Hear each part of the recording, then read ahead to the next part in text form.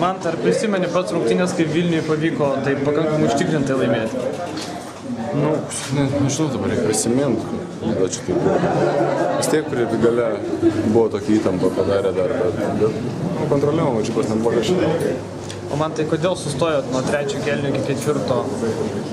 Nu, tai, kaip pasakyti, vis tiek kažkur pasąmonėje tas atsipalaidavimas vyksta, kai žinai, kad 20 taškų, nors taip neturėtų būti.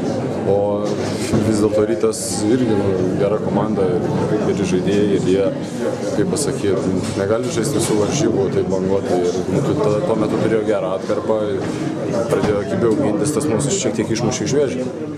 Ar jūs atitrūkot tada, kai Tomas Delininkaitis pataikė kelis metimus iš eilės? Taip, tai Tomo tie tritaškai mums labai pastumėjo į priekį, šiandien buvo jo diena ir jisai gerai metė, daug dėjo, bet sekmadienį taip mes. Tavo paties žaidimo sezono pabaigoje yra galingas, tai kažkaip susiję dėl to, kad tu turi daugiau žaidimo minučių išvykus Kolinsui, Lausonui. Manau, pats atsakėt šitą klausimą. Temzūra minėjo, kad turėtų problemų su savo priešzoninę gynybą puldami.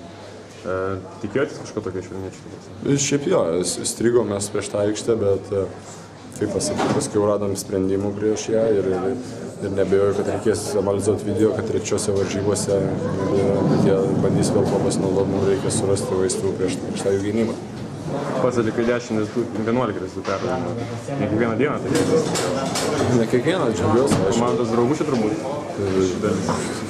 Atmečiau ant Rajakų, gerai pataikė Kėlė, tai šiandien ką žinau. Aišku, džiaugiuosi svarbu, kad laimėjom, bet vis dėlto, kai sakėm, šitas svarbiausias, dabar vėl svarbiausias varžybos lauks.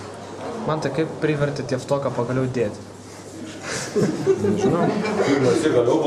Gal neduodam kamuolių, gal jis ten skundėsi.